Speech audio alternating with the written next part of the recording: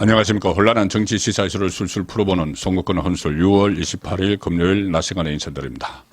자, 국민의힘 당권 경쟁 상당히 치열한데 특히 이 선두주자로 꼽히는 한동훈 후보에 대해서 반윤석열 대통령 그런 프레임이 지금 설치가 되고 있고, 또 한쪽에서는 제2의 유승민, 이준석 좌파다 이런 또 말들도 나오고 있습니다. 이것은 이제 정치권에서 특히 경쟁 상대들끼리 벌어지는 일이고, 원희룡 후보는 한동훈 후보를 향해서 배신자 프레임을 다시 또 걸기 시작을 했죠. 아침에 조간 딱 볼 시간에 말씀드린 대로 윤석열 대통령을 배신을 했다는 의미겠죠. 한동훈 후보는 여기에 대해서 정치인이 배신의 대상은 배신할 수 있는 하는 대상은 국민밖에 없다. 국민을 배신하지 않는 한 그것을 뭐 배신자라고 할 수 없다, 이런 의미죠. 그 국민을 배신하지 않겠다는 의미가 되는데, 그 이야기는 이 국민을 배신하지 않겠다는 이야기는 그때 홍준표 대구시장이 또 배신자 이야기를 했을 때 똑같은 논리로 반박을 했습니다. 자, 그러면 이 유권자들은, 일반 국민이나 국민의힘 지지자들은 과연 윤석열을 반윤 후보로 볼까, 반윤석열 후보로 볼까, 또 제2의 유승민 아니면 이준석으로 볼까. 그러니까 유승민, 이준석이라는 것은 계속 현직 대통령을 대해서 공격을 하고 내부 분란을 일으키는 이미지라는 게 됩니다. 그걸 한번 조금 파악을 해보겠습니다. 오늘 갤럽에서 조금 전에 상세한 여론조사 결과가 나왔기 때문에 갤럽을 기준으로, 그리고 다른 조사들도 거의 유사하게 나오는데 갤럽에서 각 응답자 성향별 분석을 다 했기 때문에 그것을 기초로 한번 살펴보도록 하겠습니다. 크게 두 가지입니다. 하나는 윤석열 대통령에 반하는 후보인가, 한동훈이 반윤 후보인가. 그렇게 되면 윤석열 대통령 지지층들은 한동훈을 선택을 하지 않겠죠. 또 하나는 제2의 유승민, 배신자 프레임이 맞는 것인가. 자, 그 두 가지를 유권자가, 지금 일반 국민이, 또 국민의힘 지지층이 어떻게 생각하는지를 중심으로 살펴보겠습니다. 일단 한국갤럽 25, 27일 여론조사 23일 날 출마 선언을 다 했죠. 출마 선언을 했고, 특히 한동훈 후보는 그때 최상병 특검법에 대해서 필요하다. 다만 국민의힘이 새로운 발의를 해야 된다. 독소 조항을 다 없애야 된다. 그렇다고 민주당 안을 받아들이는 것은 아니고, 민주당과 별개의 그 특검안을 하는데 거기서 정말 진정으로 진상 규명을 위한 특검, 어떤 정치적 목적이 있는 민주당식이 아니고 진상 규명을 위한 특검을 해야 된다. 그래서 특별검사 추천권도 제3자에게 돌려줘야 된다. 지금 민주당 조국당이 할 것이 아니라. 자, 그런 발언을 한 이후에 이틀 후부터 실시된 조사입니다. 그러니까 그런 데 대한, 거기에 대해서 나머지 세 후보, 원희룡, 나경원, 윤상현 후보는 상당히 비판을 가하고 있죠. 한동훈에 대해서. 그런데 이제 일반 국민이나 국민의힘 지지층이 생각하는 건 다를 수가 있습니다. 그 부분을 여기에 반영이 됐기 때문에 그 내용을 소개를 드리겠습니다. 일단 전 국민을 대상으로 4명 중에서 누가 당대표가 되는 것이 가장 좋다고 보느냐, 이 설문에서는 한동훈 28%, 나경원 19%, 원희룡 13%, 윤상현 3% 순인데 무려 33%가 의견을 유보를 했습니다. 33% 의견 유보자 중에는 국민의힘 지지층보다는 야당 지지층이나 중도층이 많겠죠. 어쨌든 이 응답자 중에는 국민의힘 지지층은 물론이고 민주당 지지층까지 다 들어가 있는 응답이죠. 여기에는 한동훈이 28, 나경원이 19 정도 차이, 9% 정도 차이밖에 나지 않습니다. 원희룡이 13%고 나경원과 비슷하죠. 자, 그런데 국민의힘 지지층을 따로 떼놓고 보면은 55%, 과반을 넘는 55%가 한동훈을 지지를 합니다. 그 다음에 여기서는 원희룡이 앞섭니다. 이 국민의힘 지지층 사이에서는 원희룡이 지금 친윤 후보로 이렇게 자리매김해 가고 있죠. 원희룡이 19%, 나경원 14%, 윤상현 3%인데 일단 가반을 앞서는데 자, 이 국민의힘 대표 경선에서는 당원 선거인단 투표가 80%, 일반 여론조사가 20% 비율로 반영이 되죠. 그런데 일반 여론조사는 역선택을 방지를 하기 위해서 여론조사를 하면서 딱 두 쪽만 응답하는 쪽만 계속 진행을 합니다. 그리고 국민의힘 지지층이라고 밝히는 쪽, 그리고 지지하는 정당이 없다고 응답하는 쪽, 그러니까 무당층이죠. 이 두 쪽만 가지고 조사를 계속 진행을 하고 민주당 지지층이나 뭐 조국당 지지층, 뭐 진보당, 뭐 정의당 이건 다 뺍니다. 그래서 그것을 시뮬레이션을 했습니다. 이 갤럽이 시뮬레이션을 했는데 해당 기존, 그러니까 국민의힘 지지자 플러스 무당층 지지자를 따로 떼내서 지금 20%가 반영되는 그 방식으로 그 대상으로 이렇게 지지율을 조사를 해보니까 여기서 한동훈 38%, 원희룡 나경원이 똑같이 15%, 윤상현 4% 이렇게 나왔습니다. 그러니 이 세 사람을 합한 것보다 한동훈이 더 높게 나오는 거죠. 38%. 이것은 실제로 지도부 경선 투표에 들어갔을 때 20% 반영되는 그 샘플 그대로 한 겁니다. 그대로 했을 때 한동훈이 38%로 나머지 세 후보를 다 합친 것보다 많이 나온다.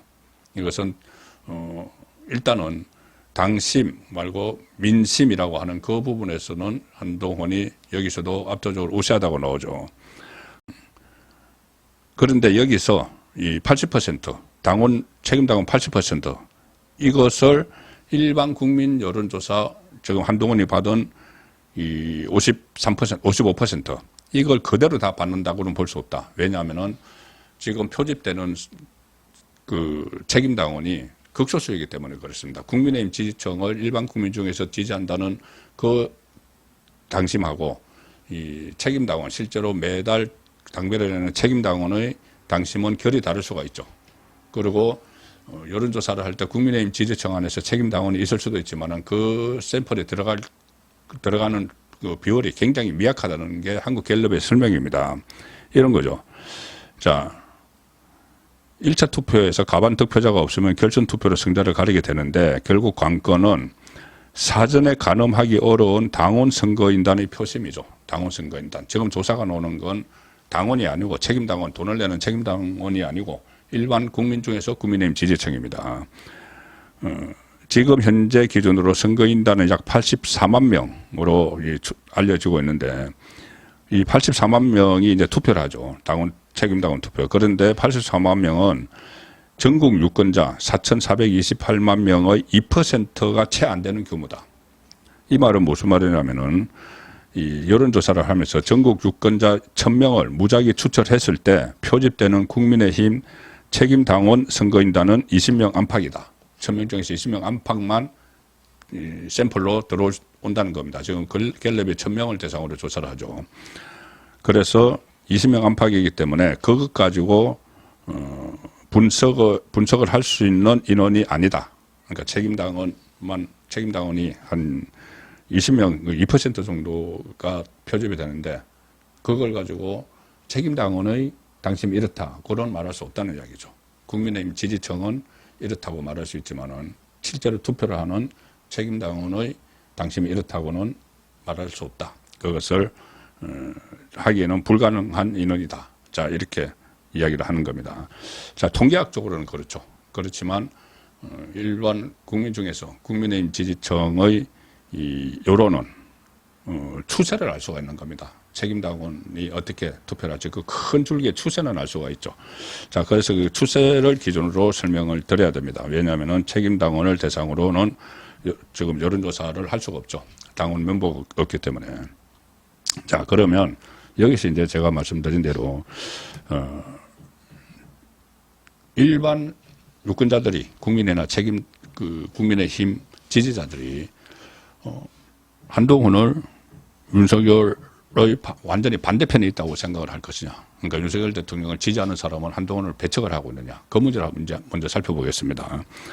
이 갤럽 조사에서 대통령 대해서 긍정적으로 평가하는 응답자, 그러니까 대통령을 지지하는 응답자를 따로 이렇게 분석을 해보면은 대통령을 지지하는 응답자 중에서 한동훈을 국민의힘 대표로 선호하는 비율이 52%입니다. 52%. 그리고 한동훈을 선호하는, 그러니까 윤석열 대통령 지지자 중에서 한동훈 선호 비율이 52%. 두 번째가 원희룡입니다. 21%. 그 절반도 채 안 되죠. 어쨌든.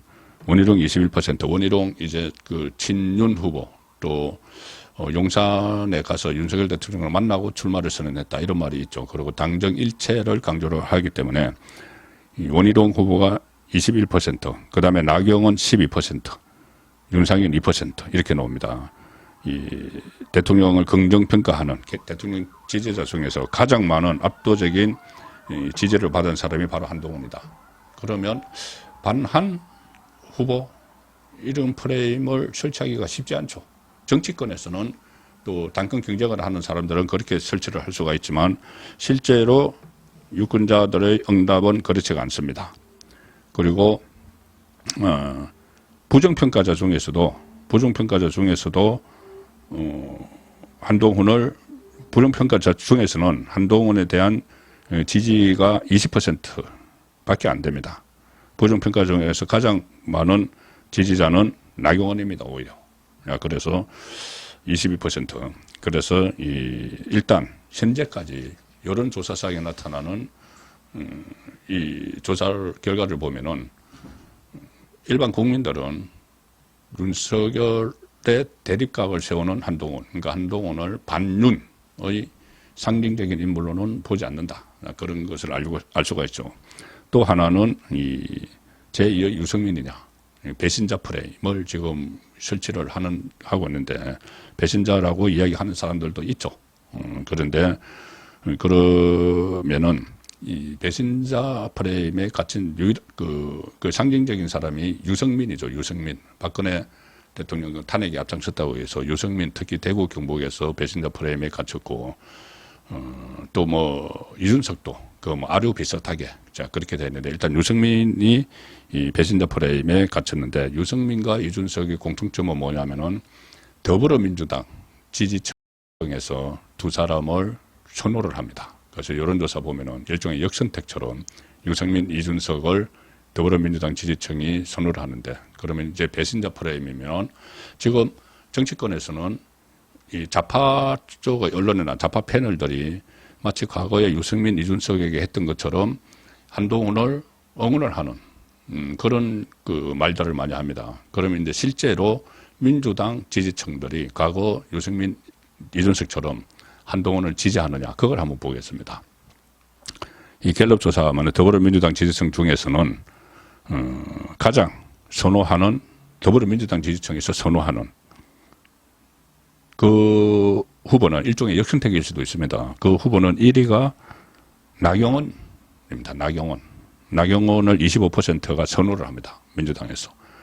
그 다음에 두 번째로 한동훈을 선호를 하지만은 뚝 떨어져서 16%. 그러면 세 번째가 오히려 윤상현입니다. 윤상현. 그리고 마지막이 원희룡이죠. 원희룡은 그 9%인데 윤상현은 11%고 원희룡은 윤심이 실려 있다. 그렇기 때문에 선호도가 민주당에서는 뚝 떨어지고 그리고 만약에 한동훈이 정말 반한이다. 그 원희룡처럼 반한이다. 그러면은 한동훈에 대한 좀 지지가 좀 높아질 수가 있죠. 민주당에서 지지가 높아질 수가 있는데 그렇지 않고 16%. 나경원의 25%보다 더 적습니다. 민주당 지지층들이 과거에 유승민, 이준석을 지지했던 것처럼 한동훈을 지지하지 않는다는 것이 여기서 이제 일단 수치로 확인이 되는 겁니다.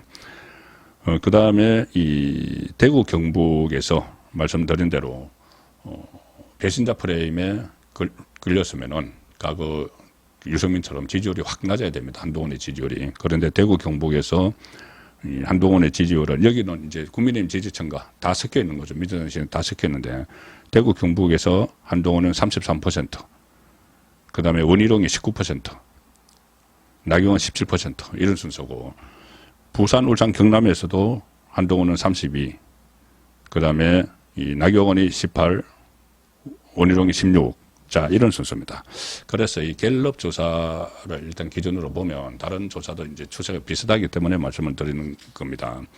기준으로 보면은 지금 정치권, 그리고 중앙의 언론, 또 당권 경쟁에 나선 사람들, 이런 사람들은 한동훈을 반 윤석열 또는 제2의 유승민 배신자 프레임 이렇게 이야기를 하지만은 일반 유권자들은 그렇게는 아직은 받아들이지 않는다. 그렇게 정리를 할 수가 있습니다. 선거권의 혼술이었습니다.